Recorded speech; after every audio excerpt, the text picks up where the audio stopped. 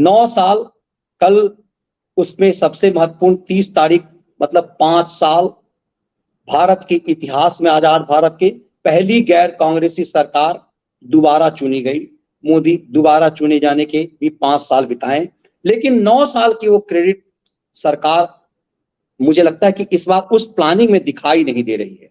शायद कल से केंद्र सरकार के मुख्यमंत्री और तमाम मंत्रियों को जिम्मेदारी मिली है। आप कह रहे हैं कि 9 साल पहले किस तरह से लूट का दौर था, जो हमारे थंबनेल में है। 9 साल पहले तक होती थी करोड़ों की बेरहम लूट। दर्शक आपसे जानना चाहती है कि कैसे ये बेरहम लूट होती थी और वो दुकान बंद हो गई। खैराती भी इसी के लिए बेचैन है। देश के बेईमानों की पूरी टीम इसीलिए मोदी को हटा देना चाहती है। तो कैसे था वो बेईमानी का दौर, वो बेशरम बेईमानी का दौर? हाँ मनीष जी, आज मैं दर्शकों को मनीष जी सबूत के साथ, ऐसे ठोस सबूत के साथ कि इन कांग्रेसियों का, इन खैरातियों का, इनका सबका मुंह काला हो जाएगा, उसको नकार नहीं सकते। क्योंकि वो सबूत जब सोनिया गांधी, शरद पवार, राहुल गांधी ये सब संसद में बैठे हैं, मनमोहन सिंह संसद में बैठा है, तब तब वो सबूत रखे गए और किसी की जबान नहीं खुली मनीष जी, किसी की जबान नहीं खुली।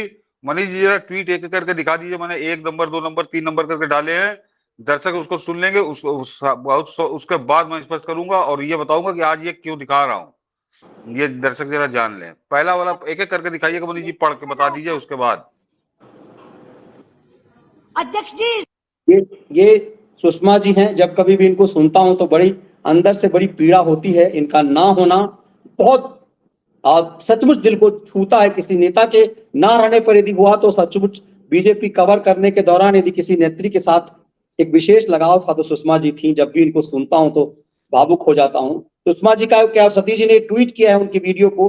चीनी के आयात निर्यात के खेल में चीनी मिल मालिकों के साथ मिलकर गन्ना किसानों और देश के नागरिकों के 60,000 करोड़ किस तरह लूट रही थी कांग्रेस की सरकार। सुषमा स्वराज ने संसद में शर्मनाक सच बताया। जरा सुनिए सुषमा जी। देश में एक ही समय चीनी का आयात भी हो रहा था और निर्यात भी हो रहा था, और एक समय तो ऐसा आया, वो दृश्य देखने लायक था। कांदला बंदरगाह पर, जेएनपीटी बंदरगाह पर 2 जहाज एक साथ खड़े थे। एक चीनी लेकर आया था, दूसरा चीनी लेकर जा रहा था। और आप हैरान होंगी, आंकड़ों को सुनकर आप हैरान होंगी, जो चीनी बेची जा रही थी वो 12.5 रुपए प्रति किलो की दर से बेची जा रही थी। जो चीनी खरीदी जा रही थी वो 36 रुपए प्रति किलो की दर से। अगर ये आंकड़े गलत है तो शरद भाऊ बता दें। 12.5 रुपए किलो पर चीनी बेची जा रही थी, चीनी का निर्यात हो रहा था, और 36 रुपए किलो पर चीनी का आयात हो रहा था, और एक ही समय पर आयात निर्यात दोनों जारी थे। आप जानती हैं इसका परिणाम क्या हुआ? आप जानते हैं इसका परिणाम क्या हुआ? इसका परिणाम यह हुआ कि 33 चीनी मिलें जो स्टॉक एक्सचेंज में लिस्टेड हैं, जिनका लाभांश त्रैमासिक तौर पर तय किया जाता है, क्वार्टरली, उनका लाभ, उनका प्रॉफिट हर क्वार्टरली तय किया जाता है। अक्टूबर से दिसंबर 2008 में उनका प्रॉफिट कुल मिलाकर 30 करोड़ था। 33 कंपनियों का स्टॉक एक्सचेंज में जो लिस्टेड है, उन 33 चीनी मिलों का लाभ, प्रॉफिट अक्टूबर 2008 से दिसंबर 2008 के क्वार्टर का 30 करोड़ था, जो अक्टूबर से दिसंबर 2009 में बढ़कर कितना हो गया? गेस करिए कितना हो सकता है? 300 नहीं, 30 करोड़ से 901 करोड़ हो गया। अगर आप प्रतिशत लगाओ तो 2900%। ओ दूसरा भी सुना देता हूं सर। हाँ, दूसरा भी सुना दीजिए मनीष जी, सवाल पढ़ दीजिए। 2007-8 में 8.5 रुपए का समर्थन मूल्य दिया। शरद भाऊ, मैं आपका ध्यान चाहूंगी, 8.5 रुपए का समर्थन मूल्य दिया आपने, लेकिन उसी साल आपने गेहूं आयात किया 14 रुपए 82 पैसे के हिसाब से। यानी हमारे यहाँ के किसान को 850 रुपए का दाम और विदेशी किसान को 1482 रुपए का दाम, 632 रुपया प्रति क्विंटल। ₹632 प्रति क्विंटल आपने ज्यादा था विदेश के किसानों को। और गेहूं कौन सा मंगाया? ऐसा लाल गेहूं जो आदमी तो क्या जानवर भी खाने से मना कर दे। अध्यक्ष जी, मैं आपसे कह रही थी कि 8.5 रुपए का समर्थन मूल्य अपने किसान को दिया, ₹14.82 के हिसाब से विदेश से लाल गेहूं मंगवाया और वहीं बस नहीं कर गए, बैठे शरद भाऊ, अगले साल फिर ₹19 किलो की दर से 10 लाख मीट्रिक टन अनाज लेने का प्रस्ताव मंगाया। लेकिन देश में इतना बड़ा जन आंदोलन खड़ा हो गया किसानों का कि इन्हें वो निर्णय रद्द करना पड़ा, वरना ₹19 किलो के हिसाब से फिर आयात हो रहा था। ये तीसरा बना दीजिए मनीष जी फिर। और कमाल सबसे इंटरेस्टिंग है, शरद पवार दिखाई दे रहा है वहां। नहीं, और तीसरे में आपको सब दिख जाएगा तीसरे ट्वीट। तीसरा है, किसानों और आम आदमी के लिए गेहूं निर्यात पर प्रतिबंध लगाकर किसानों से सस्ता गेहूं खरीदने के बाद उद्योगपतियों को महंगे दाम पर निर्यात की खुली छूट देकर देश और किसान को हजारों करोड़ का चूना लगाने की कांग्रेस सरकार की कुकर्म की कहानी सुषमा स्वराज की जुबानी। जरा सुनिए इसे।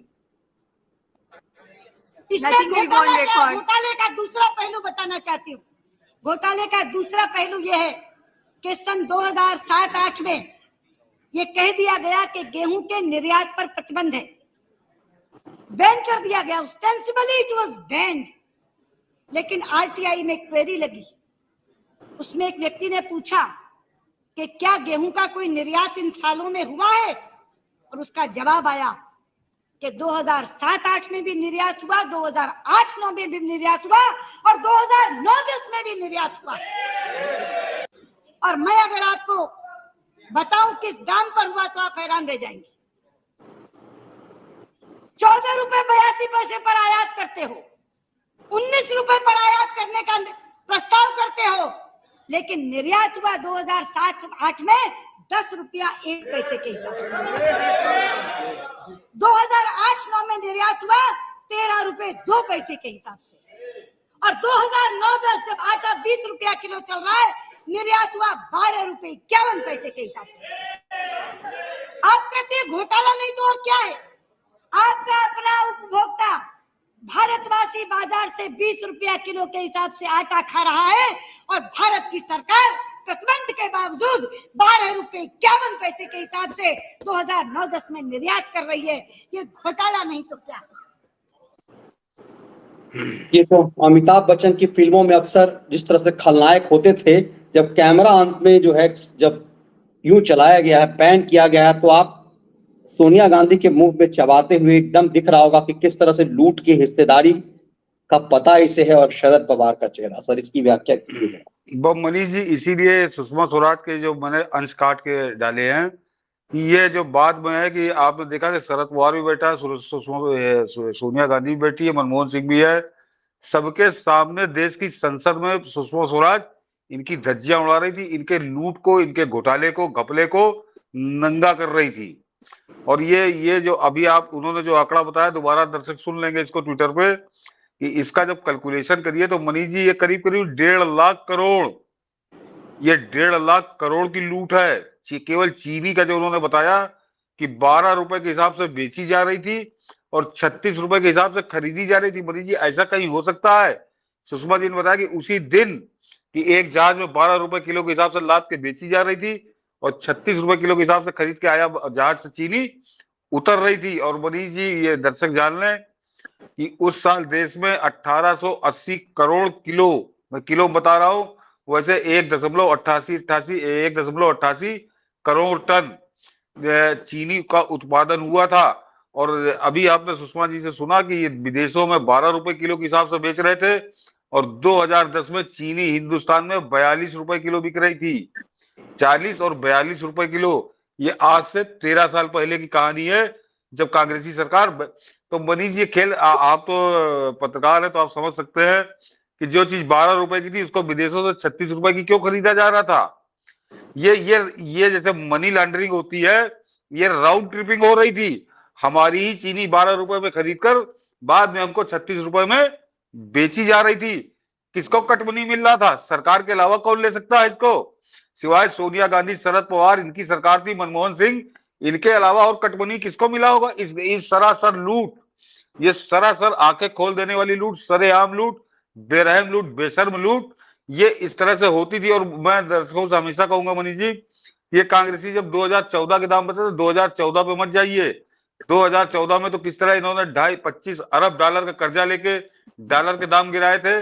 तो चुनाव के समय तो ये मूल्यों को ये नीचे लेकर आए थे। ये जो सुषमा जी बता रही हैं, ये 25 फरवरी 2010-2009 के चुनाव के तत्काल बाद इनके लूट का खेल, डकैती का खेल शुरू हो गया था। और कैसी डकैती बढ़ रही थी, तो ये चीनी का जो मैंने कैलकुलेट किया है मनीष जी, कि आज से 13 साल पहले 60,000 करोड़, यानी केवल वही, अगर आज के संदर्भों में आप बात करिएगा तो ये अकेली लूट जो है कम से कम 1.5 लाख करोड़ की केवल चीनी के मामले में थी।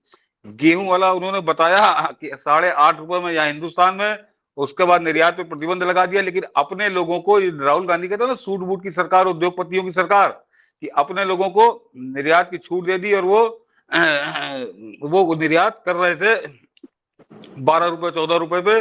लेकिन ये आयात देश के किसान को 8.5 रुपए दे रहे थे। और बाहर से अभी सुषमा जी को आपने सुना होगा कि वो कह रही है कि वो गेहूं जिसको जानवर भी ना खाए, उस गेहूं को ये 14.5 रुपए 80 पैसे, यानी 6.5 रुपए ज्यादा महंगा विदेश से खरीद रहे थे। और अगले साल इस शरद पवार ने 19 रुपए किलो के हिसाब से मनीष जी खरीदने का प्लान बना लिया था, 10 लाख टन गेहूं। तो ये समझिए, ये देश के खजाने को ये जैसे अपने बाप की जागीर समझते थे, इस तरह से लूटो, इस तरह से उड़ाओ। और उसको सुषमा जी ने बताया।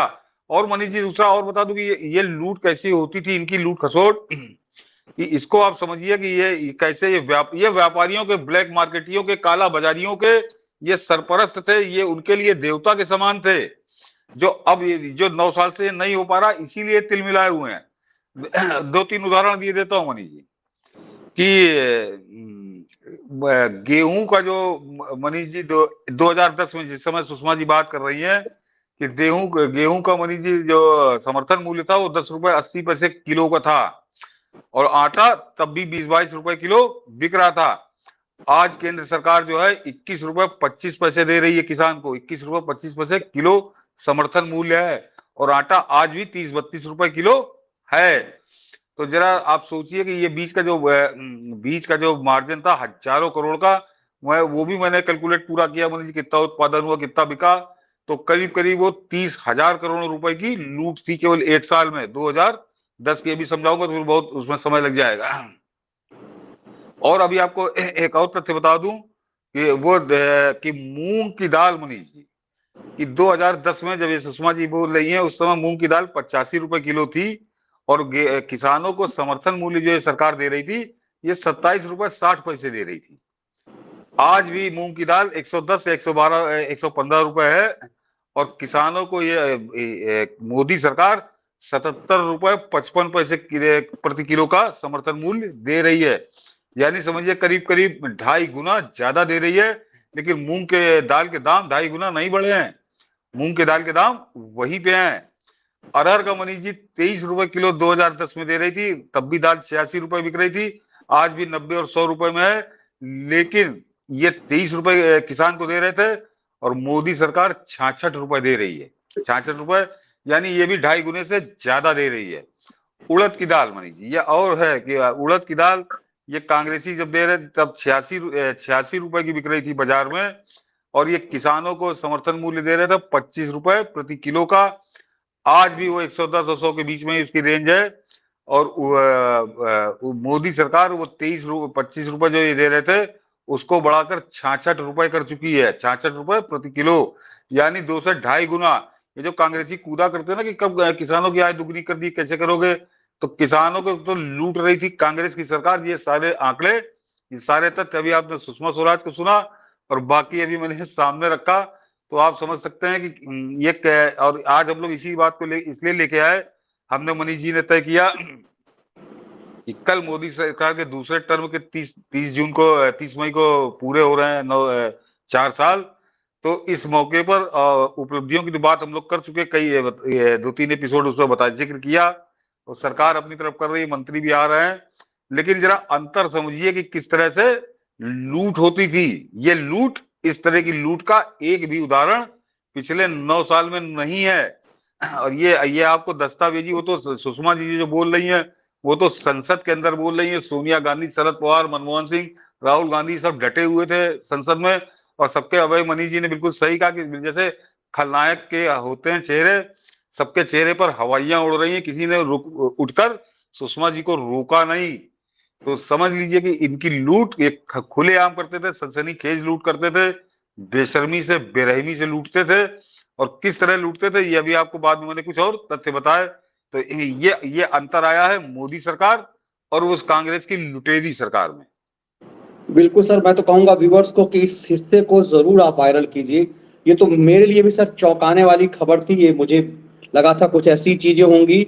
मुझे तो लगता है इस पर शरद पवार पर स्पेशली एफआईआर होनी चाहिए इस पूरे मामले में। और सचमुच जो आप उसे पैन करना, जो टेलीविजन की भाषा में कैमरे को कहते हैं, जो लोकसभा का कैमरा जो पैन हो रहा था, और ध्यान रखिए कि उस समय सरकार कांग्रेस की तरही होगी, लोकसभा का कैमरा जब पैन हो रहा था तो पैन होते, वो भी शुरुआत की का समय था, मतलब 2009 के बाद जो सरकार जो बनी थी 2010 का समय है, और भी फरवरी का महीना है, मतलब 1 साल भी सेकंड टर्म का नहीं हुआ था अभी। और बेईमानी का पूरा ऐसा हिसाब पैन करते हुए जो शरद पवार का चेहरा था सर, उसके बाद भी बेशर्मी, मैं टीवी चैनल पे देख रहा था, लोग कहते हैं दलालम गैंग भी सब कहते कि क्या हुआ 2014 से पहले क्या लोग भूखे मर रहे थे, 2014 से पहले क्या ऐसे था, 2014 से पहले क्या भारत नहीं था। मतलब अब ये थक गए हैं, हार गए हैं उस आदमी से जो इस कदर काम करता है। जो ऐसा मुझे तो कई बार लगता है कि प्रधानमंत्री मोदी सुबह से जगने से लेकर रात तक जिस तरह से वो कैमरे पे ही उनके काम दिखाई देते हैं, फिर इंटरनल क्या कुछ होगा। अब इन लोगों को लग गया है कि मोदी से लड़ेंगे नहीं तो कहते क्या 2014 से पहले हम भूखे मरते थे, क्या हम सोते नहीं थे, 2014 से पहले क्या भारत नहीं था। कमाल की चीजें हैं, इतनी बड़ी था, ऐसा लुटता पिटता भारत था, जानवरों के खाने लायक नहीं था, वो गेहूं खाता था इन कांग्रेसियों की कृपा से, और 12 रुपए की अपनी चीनी बेच के 36 रुपए की खरीदता था। भारत तो था। लेकिन मनीष जी, असल में जो प्रधानमंत्री मोदी अक्सर कहते हैं इकोसिस्टम की बात या परसेप्शन क्रिएट करने की बात, तो उस समय ये रवीश कुमार मैनेजिंग डायरेक्टर हुआ करता था अपने टेलीविजन पे, वो अजीत अंजुम चीफ डायरेक्टर, भगवान जाने उसको कौन सा पद था, मतलब सर्वे सर्वा हुआ करता था। ये अविसार शर्मा कभी एबीपी न्यूज पे नाचता था, कभी एनडीटीवी पे नाचता था, अपनी बीवी की सिफारिश पे इसकी नौकरी चल रही थी। तो ये सब लोग बैठा ले गए थे मनीष जी न्यूज चैनलों पे। तो वो इस तरह की लूट की तो कभी इन्होंने बात ही नहीं की। वो ये सुषमा जी तो संसद में बोली, और आपको कहीं पर भी ये तथ्य नहीं मिलेंगे उस दौर के अखबारों में या न्यूज चैनलों में। तो ये सब इस काम में लगे हुए थे। ये तो इनका लूट में इनका भी हिस्सा रहा होगा। कुछ टुकड़े इनको भी फेंक दिए जाते होंगे, जहां लाखों करोड़ की लूट हो रही थी हर साल, उनको भी कुछ टुकड़े मिल जाते होंगे। और अब चूंकि वो टुकड़े मिलना बंद हो गए हैं क्योंकि वो लूट बंद हो गई है, तो इसीलिए ये 2014 से अब इन्होंने अपने यूट्यूब पर कैमरे हाउस खोल लिए हैं। वहां पे नरेंद्र मोदी के विरोध में, नरेंद्र मोदी की सरकार के विरोध में रोज सुबह शाम कैमरे डांस किया करते हैं। तो ये इनके जो आग उगल रहे हैं, इसका मूल कारण ये है। तो 9 साल के उपलब्धियों की बात तो बहुत हो गई, अंतर बताने की बात थी, तो मुझको लगा कि इससे बेहतर अंतर हम लोग नहीं बता पाएंगे आप लोगों को। और बिल्कुल मनीष जी ने सही कहा कि इस बात को ज्यादा से ज्यादा आप शेयर करिए, प्रचारित करिए, तब इसका फायदा है। और एक चीज और मनीष जी की, अक्सर लोग कहते हैं अरे कम से कम लाइक तो कर दिया करिए अगर आपको ठीक लगती हो बात तो। बिल्कुल लाइक करिए कम से कम। आप यदि इतना नहीं कर सकते तो आप जब 11:30 बजे शो देखते हैं, इसे लाइक कीजिए, अपने सोशल मीडिया के प्लेटफॉर्म पर शेयर कीजिए।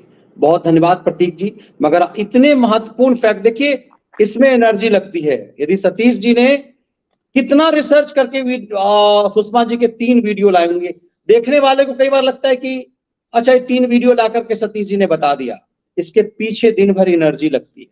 यदि मैं एक शो करता हूं तो दिन भर जूझता हूं। कल 7 बजे सुबह से लेकर के लगातार ये था, तब इतने शो हो पाते हैं। इसका मतलब ये समझिए, कई लोगों को लगता है अच्छा लाइव करने आ गए मतलब इतना देर काम किया, इसके पीछे की एनर्जी कितनी होती है, इसका सम्मान कम से कम कीजिए और इसे ज्यादा संख्या में लाइक कीजिए।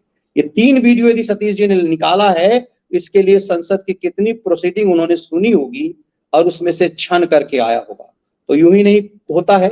इसीलिए परसेप्शन की लड़ाई में जो खलियर खैराती गैंग जो षड्यंत्र कर रहा है देश के खिलाफ, हमारा एक छोटा सा प्रयास अपने देश के लिए हम सबका, तो इसका ध्यान रखिए। आपकी भी इसमें हिस्सेदारी है, इसीलिए क्योंकि देश ये आपका भी है। षड्यंत्र बहुत बड़ा हो रहा है। देखिए जेम्स राय के चेले जो अब खलियर हो चुके हैं, वो क्या डंडा चला रहे हैं। वो शुक्ला, राजीव शुक्ला का चेला जो सब खलियर हो चुका हुआ है, सनसनीबाजों का गैंग कितना खतरनाक एजेंडा चला रहा है देश के खिलाफ। तो आप सब, हम सबको जगने का समय है। बहुत बहुत धन्यवाद सर, आपने बहुत कहते हैं ना कि निचोड़ करके जो फैक्ट रखा है, मुझे लगता है कि भारत सरकार तक ये पहुंचना चाहिए। और निश्चित रूप से शरद पवार ने यदि कांड किया जो सुषमा जी इशारा कर रही हैं, तो शरद, ईश्वरीय न्याय तो शरद पवार के साथ सर हो ही रहा है, हम सब देख ही रहे हैं। लेकिन इस देश को भी लगे कि अपराधियों के साथ, देश के खिलाफ षड्यंत्र करने वालों के खिलाफ सख्ती होती है।